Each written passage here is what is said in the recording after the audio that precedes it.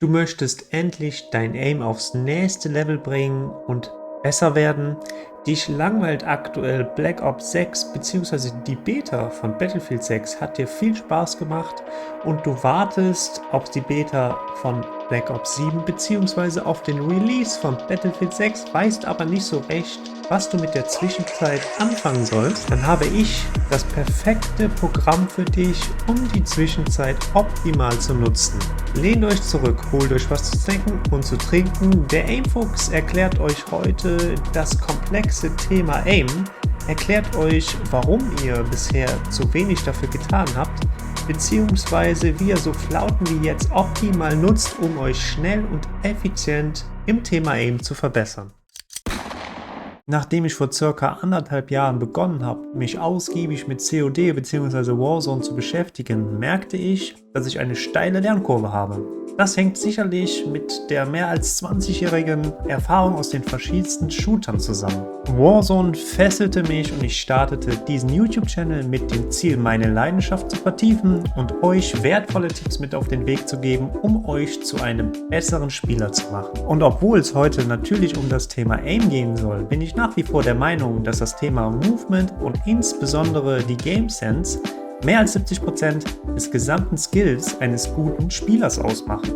Die richtigen Kurz- und Langzeitentscheidungen treffen zu können, erfordert eine Vielzahl an Skills und Wissen, das ich regelmäßig hier zum Thema mache. Okay, so weit, so gut. Aber wieso sollte ich jetzt als erfahrener Spieler mit sehr solidem Aim mein Aim verbessern? Je besser ich wurde, desto mehr merkte ich, dass obwohl ich sehr schnell auf einem Gegner war und die First Shots traf, dennoch den Gunfight verlor. Aber warum? Ich fing an, meine Gameplays, das der Pros und auch eure im Detail zu analysieren. Außerdem machte ich eine ausführliche Analyse zu Maus- und Keyboard- und Controller-Spielern in Call of Duty. Schnell merkte ich, dass man als Maus- und Keyboard-Spieler einen entscheidenden Nachteil hat. Man hat keinen Aim Assist. Diesen Nachteil gilt es also auszugleichen. Also einen Controller zu kaufen und nicht weiter mit Maus und Keyboard zu spielen? Nein, schließlich gibt es ja extrem starke Maus- und Keyboard-Spieler, ja sogar Profis. Also was machen diese Jungs anders als ich? Ich fing an, mein aktives Aim in Frage zu stellen, testete meine Reaktionszeit, fing an, mich ausgiebig mit dem Thema aktiven Aim zu beschäftigen. Und ich entdeckte ein Riesenfeld, eine riesen Community mit einem extrem breiten Skillfeld innerhalb des aktiven Aims. Ja, es gibt sogar Menschen, deren First Game ist es nicht wie bei uns, Battlefield oder Call of Duty. Nein, deren First Game ist es Aimlabs, Covex. Sie haben mittlerweile mehrere tausend Stunden in diesen Spielen verbracht. Es gibt sogar YouTuber, die sich nur einzig und allein mit dem Thema aktiven Aim beschäftigen. Okay, wir haben es verstanden. Man kann sein Aim verbessern und es gibt YouTuber, die nichts anderes machen. Aber wir, du und ich, wir wollen jetzt ja nicht einen Aim-Trainer zu unserem Main-Game machen. Also lohnt es sich denn wirklich, unsere Zeit in einen Aim-Trainer zu verschwenden? Um diese Frage vernünftig zu beantworten, müssen wir uns erst einmal bewusst machen, wie komplex das aktive Aim tatsächlich ist und wie es sich genau zusammensetzt. Ganz grob gesagt ist das aktive Aim das, was man während des Gunfights macht. Also wie schnell und wie präzise man in der Lage ist, mit dem Fadenkreuz auf dem Gegner zu sein. Neben dem aktiven Aim gibt es ja auch noch das passive Aim. Das wäre das, was man als Vorbereitung auf den Gunfight macht, also was vorher stattfindet. Das steht übrigens in sehr engen Zusammenhang mit der Game Sense, also der Awareness beispielsweise und der Map-Kenntnisse. Jetzt kommen wir also zum aktiven Aim. Hier möchte ich aber zunächst ein allgemeines Missverständnis aufklären. Viele behaupten immer noch, besonders im Hobby-Segment, dass es Low-Sense-Spieler gibt, die im Wesentlichen nur ihren Arm zum Aimen nutzen und dass es High-Sense-Spieler gibt, die im Wesentlichen nur ihr Handgelenk und die Finger nutzen, um zu aimen. Das ist aber leider falsch. Alle von uns, egal welche Sense man hat, benutzen alle drei Dinge, das heißt seinen Arm, sein Handgelenk und die Finger. Lediglich die prozentuale Verteilung ist eine andere, beziehungsweise abhängig von High oder Low Sense. So brauchen wir bei der Low Sense deutlich mehr den Arm als bei der High Sense. Bei der High Sense geht es mehr um das Handgelenk und die Finger, aber auch da brauchen wir den Arm. Beispielsweise Valorant und CS2 oder Rainbow Six Siege sind Spiele, die gerichteter sind. Das heißt, hier eignen sich eher niedrige Mausgeschwindigkeiten. Während bei Spielen wie Warzone oder Apex oder Fortnite, wo man sich auch schnell mal um 180 Grad drehen muss und auch schnell reagieren muss, sich dann eher Hisense oder hohe Mausgeschwindigkeiten eignen. Okay, jetzt wissen wir also, dass wir das aktive Aim mit 3 Körpergruppen bzw. dessen Muskeln steuern können. Aber was jetzt? Jetzt gilt es also, diese 3 Gruppen isoliert zu trainieren. Nehmen wir mal den Vergleich zu einem Tennisprofi. Auch dieser geht doch regelmäßig ins Fitnessstudio und trainiert isoliert gewisse Muskulaturen, um jetzt endlich in seinem Main Game, in dem Falle Tennis, besser zu werden. Und so ist das eben auch beim aktiven Aim. Und hier eignen sich eben die benannten Aim-Trainer Covex und Aimlabs. Aimlabs ist kostenlos, Covex ist vielleicht mehr fortgeschritten, hat ein bisschen mehr Möglichkeiten, kostet auch nicht viel auf Steam, aber beides reicht für unsere Zwecke erst einmal aus.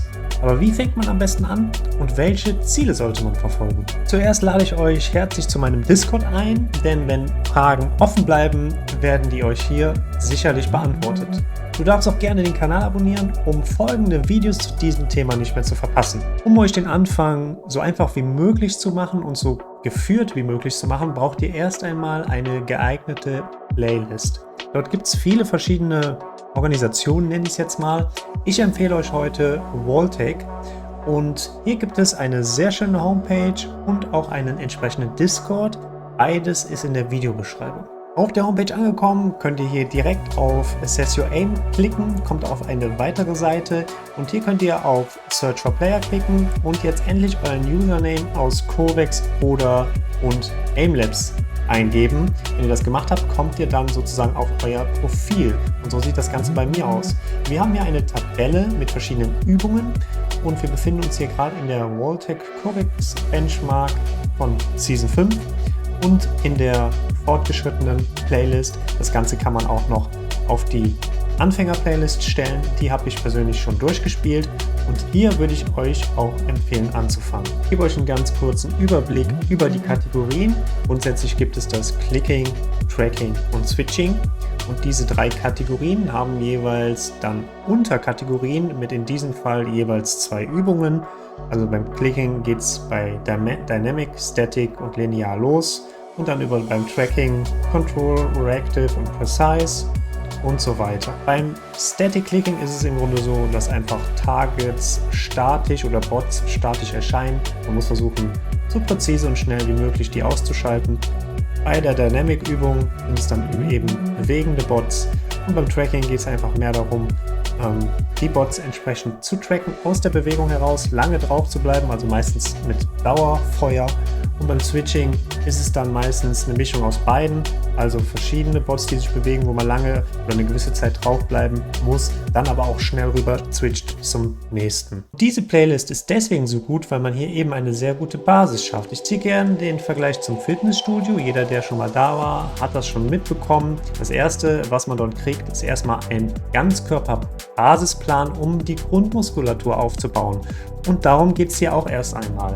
Die einfache Playlist bis Gold durchzuspielen macht auf jeden Fall mal Sinn, damit man erst einmal in jedem der Disziplinen eine Art Grundmuskulatur aufbaut und das Ganze erstmal ein bisschen lernt und auch lernt, seinen Arm, Handgelenk und seine Finger zu nutzen und vor allem auch die Schwächen von einem persönlich zu erkennen. Bevor ihr anfangt mit Aimlabs oder Covex, macht es aber natürlich durchaus Sinn, vorher erstmal die Settings vorzunehmen, so wie in jedem Shooter. Und dazu verlinke ich euch unten mal 2 Videos, die ich euch empfehlen kann. Ich empfehle euch auch nicht zu übertreiben und wie schon gesagt, wenn ihr die Zwischenzeit nutzen wollt, Call of Duty euch aktuell langweilt und ihr auf die Beta bzw. den Release von Battlefield wartet, dann ist jetzt eine gute Zeit, um ein bisschen mehr Zeit zu investieren. Ich sag mal so, 60 Minuten am Tag reichen da völlig aus und man braucht auch ein hohes Konzentrationslevel, also übertreibt da nicht, also auf jeden Fall nicht mehr als 1,5 Stunden. Wenn ihr aber noch euer Main Game zockt, dann empfehle ich euch, ungefähr 20% eurer abendlichen Zeit in Aimlabs oder eben Covex zu verbringen. Also angenommen, ihr zockt 2 Stunden, sind 120 Minuten, 20% macht 24 Minuten, also zwischen 20 und 25 Minuten. ist eine optimale Zeit in dem Fall, aber selbst nur 10 und 15 Minuten lohnen sich, besonders am Anfang. Die Lernkurve ist relativ steil. Und fangt wirklich mit der einfachsten Playlist an. Versucht erstmal alle Übungen auf Gold zu bekommen. Und wenn ihr das noch nie gemacht habt, dann wird das schon eine Herausforderung, das könnt ihr mir glauben. Und dann auf der fortgeschrittenen Seite wird es nochmal deutlich schwerer. Es ist auf jeden Fall eine Herausforderung, aber das Allerwichtigste dabei ist, dass ihr dran bleibt. Ihr werdet oft das Gefühl haben, dass ihr hardstuck seid und in der entsprechenden Übung einfach nicht mehr weiterkommt. Dann ist es einfach wichtig, dran zu bleiben. Ihr werdet sehen, 2-3 Tage später brecht ihr auf einmal euren Rekord ohne große Anstrengung. Ihr werdet auf jeden Fall Erfolge merken. Jetzt habt ihr alle Infos, die ihr braucht, um direkt durchzustarten und euer Aim aufs nächste Level zu bringen. Es wäre aber natürlich kein vollständiges Aimfuchs-Video, wenn ich nicht da noch ein paar wertvolle Tipps und Tricks auf Lager hätte, die euch noch effizienter besser machen. Mausgeschwindigkeit muss nicht immer gleich sein. Unser Gehirn kann sich extrem schnell umgewöhnen. Das ist ein Missverständnis, dass es mit Muscle Memory zu tun hat. Das ist nicht der Fall. Ihr gewöhnt euch wirklich extrem schnell um. Tipp: Schaut euch übungsspezifisch die Sens der Pros an.